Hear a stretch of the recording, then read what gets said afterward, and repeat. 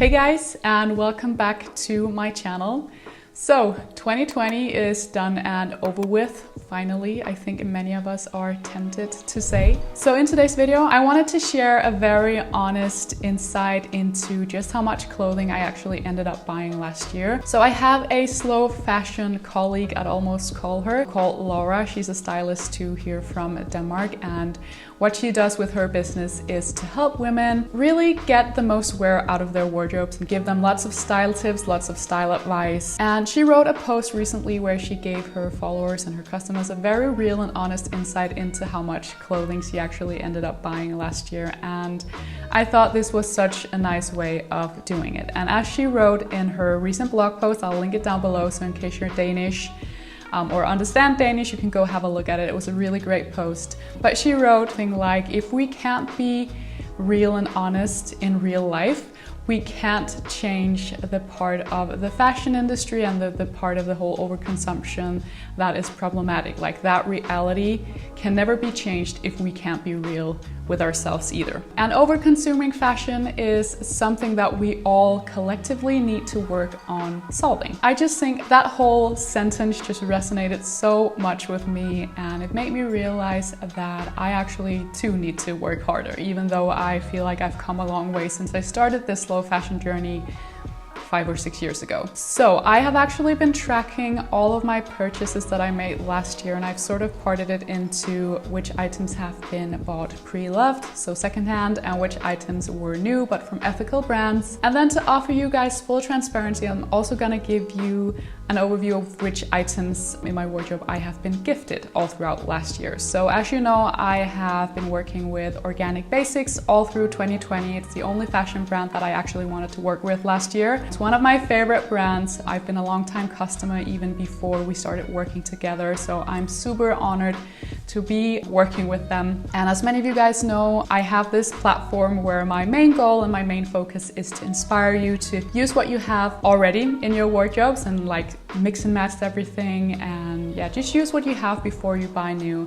And when you do buy something new, I want to inspire you to make better choices, more long-lasting choices, but also buying items that have been ethically and fairly produced. So that's also part of my job, and it's something that I kind of have to balance because obviously I don't want the new purchases to take completely over. I take a lot of pride in working with brands like Organic Basics because, you know, spreading the knowledge about them is something that I'm super honored about and something I am happy to do because it is a great brand. So for me personally, that's obviously a balance that I need to work with all the time, because obviously the items that I get gifted are something that I keep for myself.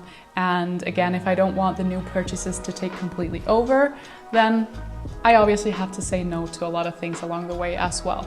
And I think this year, if I do get offered to work with similar sustainable fashion brands, I'm definitely going to look into the possibility of either giving these items away or maybe just borrowing them so I don't just add on to my wardrobe. Because again, my main goal is to show you guys what you can invest in so you can keep it for a long time and rewear it over and over again. That is my main focus. I've said this before, but one of the most sustainable things you can do is to wear what you already have, right? So before getting into the whole thing, I know this is a long introduction, but hang in there.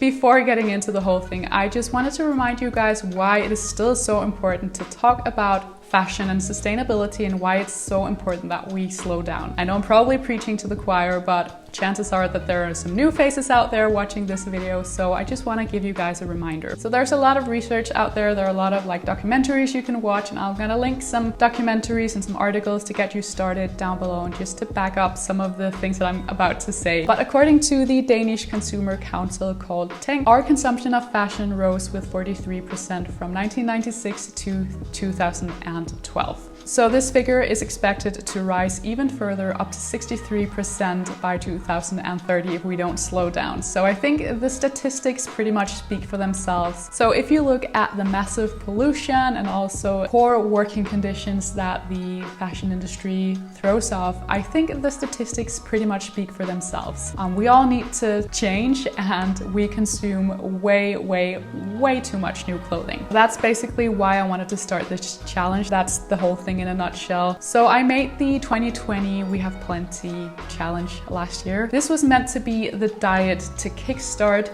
the long-term change, but we're gonna hold on to the hashtag. So please still use the hashtag. We're now over 15K posts, which I think is amazing. It's now turned into this whole community, and I find it so inspiring to look through your posts. So we're gonna keep using the hashtag just because I think it's nice to, again, continue this community that we've grown into, and then also using 2020 as sort of the year that marks the start of the whole thing. I have also made an additional hashtag for this year's challenge though, but I'll get into that when I reveal the rules for this year's challenge later on in this video. I think now we should get into the purchases that I actually made last year. So as many of you guys know, I got pregnant in February last year, which meant that I was pretty much pregnant all through 2020, and my body changed week by week all through that year. So I obviously went out and invested in some maternity wear, not that much because a lot of what I have in my wardrobe is slightly oversized anyway, so when it came to dresses and tops and all of my jackets, I could still wear those. But I did go out and buy a couple of maternity jeans and some skirts just to add that onto my wardrobe, and I went for styles that are pretty similar to items I already had, just to make sure that they were easy to style with the rest I already had in my wardrobe. So with my changing body, I of course find myself standing before some challenges because, you know, by the end of the year I wasn't able to fit any of my bottoms anymore, and even now, almost 3 months after giving birth to our daughter, my body's still not the same as it was before. And I know that there's a possibility of my body bouncing back, but there's also a possibility of it not bouncing back, and I'm not gonna put any pressure on myself. Obviously I try to stay as healthy as I can, and I try to, you know, go for some walks and move my body and all that, but I'm not gonna put any pressure on myself bouncing back. I think that's a problem that we have in our culture, that's something that you have to do. I'm not gonna lie, it would be nice because then I would be able to fit into all of my old jeans and pants again, all of my old clothes that I've outgrown through my pregnancy. But you know, it could go either way, basically. Again, I went for some styles that are similar to items I already had, but that I'm just not able to wear right now because I can't fit into them. We're talking a couple of jeans, some tailored pants, and then there are some very like stretchy pants and jeans that I already had that I was able to fit before that I can actually fit into now. Basically, what I'm trying to say is that I found myself buying a lot more than I actually expected myself to do in 2020, especially when I started the challenge. But sometimes we just don't have control over life. My body changed because of pregnancy. Maybe you have lost weight, maybe you've gained weight. It could be something completely else. Again, I just want to say we don't always have control over what happens like that, and it's important to be flexible while still challenging yourself. Moment of truth. So I've actually also shared all of the items that I bought over on my blog, so I'm gonna link the blog post down below. So I've kind of parted it into new items, secondhand items, and then gifted items through collaborations. And then within each of those, I have parted it into replacements. I've parted it into purchases due to body changes, which is definitely the biggest part of the purchases that I made last year, and then wishlist items that I've bought along the way as well. And you know, this is a way that I like to work around purchases in general. I feel like this is a very conscious way of buying stuff for your wardrobe, not just, you know, out of impulse here and there, because that just adds on to your wardrobe, and that is basically overconsumption in a nutshell. I feel like these are all very mindful purchases. I ended up buying 26 pieces of clothing last year, including shoes and accessories, and about half of these are bought secondhand. The rest of them are bought from ethical brands, or at least brands that have used better qualities. The only place it wasn't possible for me was when it came to maternity jeans. I feel like that is a huge problem, and you know, in general, wider representation of sizes is something that especially the sustainable fashion industry is still lacking. Also when it comes to maternity wear. So I bought one pair of maternity jeans new from Topshop. Topshop is a fast fashion brand. These jeans were at least made in a very sturdy kind of cotton, so if I were to get pregnant again, or if I wanted to sell these jeans, I bet they can last for more than one pregnancy. But yeah, it is about 26 pieces. That's around 2 pieces each month, which I think is way more than I thought that I was actually going to buy. So I think if my body hadn't changed that much all throughout last year, maybe I would have ended up somewhere around around 15, maybe lower. I felt like I had it under control all through last year. I felt like I didn't really buy that much, and I think this is a huge part of the problem, and I think that's why tracking your purchases like this is actually really good, because it makes you realize that, wow, I am actually still buying a lot of clothing. And although I'm contributing a lot more to circular fashion because I'm buying so much of my clothing secondhand, it's still a lot of clothing, especially when you look at the fact that last year most of us spent our time at home, and many of us haven't really been able to wear what we have in our wardrobes as much as we used to before. I think a lot of us has been wearing sweats and just really comfortable outfits. I've been wearing stretchy jeans and jumpers or t-shirts a lot because obviously with the lockdowns that have been going on all over the world, we're not really able to go to work or go out as usually, and that just means that we don't really get to style up that much as well. So again, I would like this figure to be significantly lower this year. Last year, the goal with the whole low buy challenge was obviously to buy less, but also just to buy better in generally. So to shop more responsibly, I'll put in the rules right here because they're very relevant, especially if you're still at the beginning of this journey and if you feel like you're not completely there with your wardrobe yet. These are definitely great rules to follow, and it's a great place to start because it focuses on better consumption. So this year's rules, I'll put them in here and I'll put them up on Pinterest, and you can find them in that blog post as well, and I'll link everything for you down below so you can print out the rules or save them on your phone, whatever works for you. This year, I think the focus should be using what we already have. So hopefully you've made some great purchases last year. You might still have some gaps here and there, that's fine. It's not about zero consumption, it's much more about better consumption, but hopefully you are more satisfied with your wardrobe now. I know I am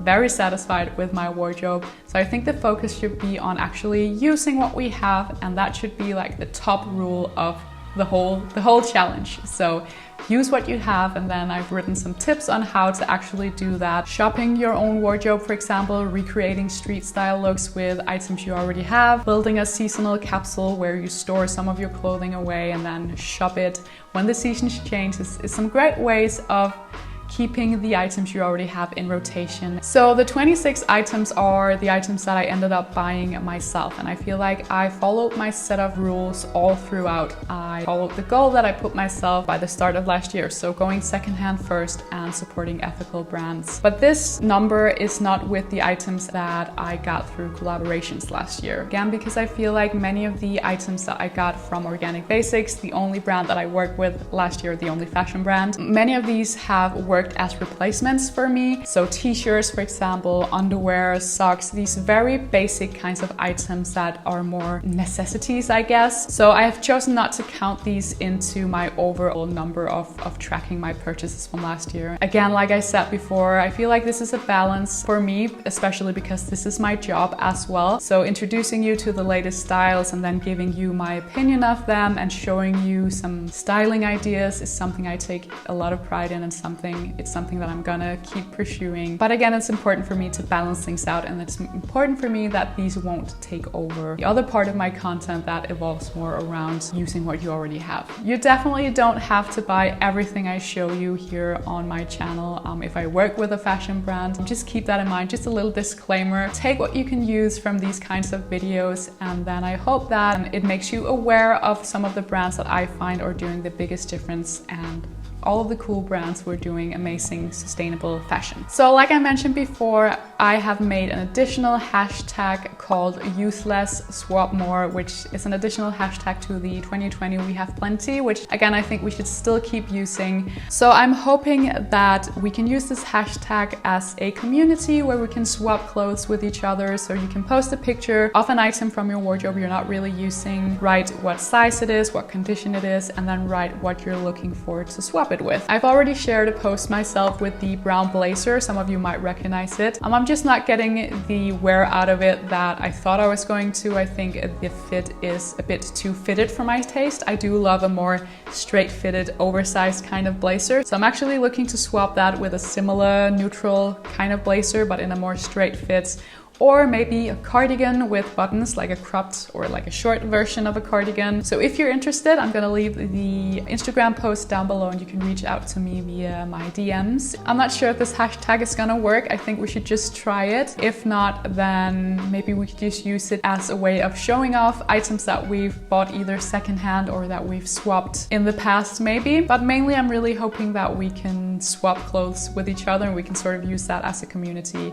If this is not gonna work, we still have the 2020 we have plenty hashtag, and then we'll just continue with that one. So yeah, like I said, where I think last year's challenge was more about getting our purchases under control and to really start learning how to consume better and more responsibly, I think this year should have a much higher focus on styling what we already have. That could be showing 3 ways of wearing an item. That's something I often do, and it's something that you guys always seem to love a lot. I'll put in an example here from my Instagram profile. So as many of you know, I'm a certified style coach, and I have an online course that you can take where you can learn all of these things. So if you feel like you've never succeeded on your own, you can take my course and then you can learn how to become a better consumer when it comes to fashion, how to style up your wardrobe, how to find your style, how to find your colors, basically how to dress better or like a better version of yourself. You'll also learn how to look for better materials, how to look for better quality, what kind of certifications you should look for. There's a brand directory in there as well, parted into different style directions so that it's easier for you guys to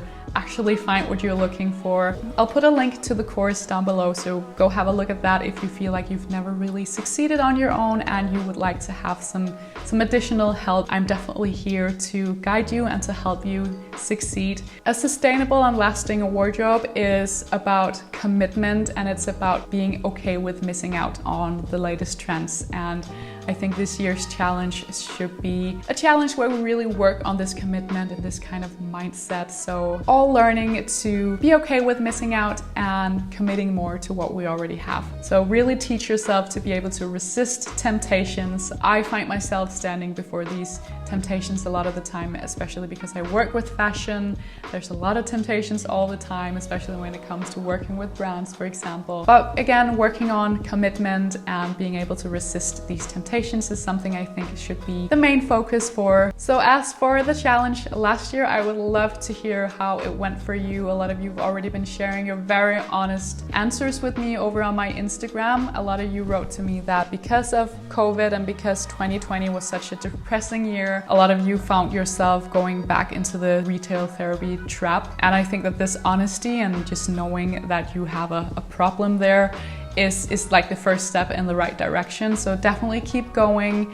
And thank you all so much for all of your inspiring posts all through 2020. You guys are amazing. You've been doing an amazing job, and it's been an absolute joy watching this community grow. I hope you learned something through last year, and I hope that you're ready to learn even more this year. I know I definitely am. I'm hoping I'm gonna be able to make a lot more content this year, focusing on styling my wardrobe, how you can shop secondhand, a lot of guides to help you guys enter the circular way of consuming fashion. So sharing the number of items I bought last year, the 26 pieces, is not meant as a way to beat myself up, or it's not to give you guys an opportunity to judge me. I just really wanted to be honest about it, because again, if we can't be honest about this, we cannot change the problems of the fashion industry.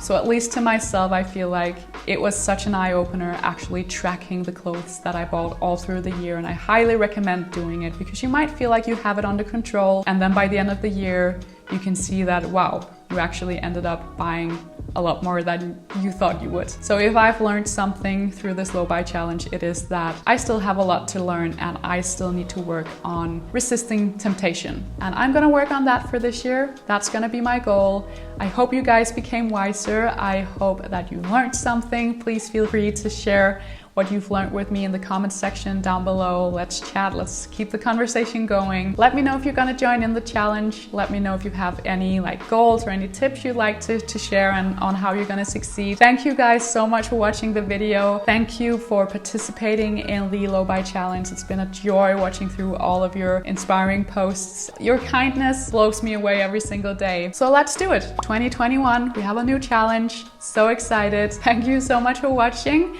Don't forget to give the video a thumbs up and subscribe to my channel before you leave. I will see you very soon for another video. Bye guys.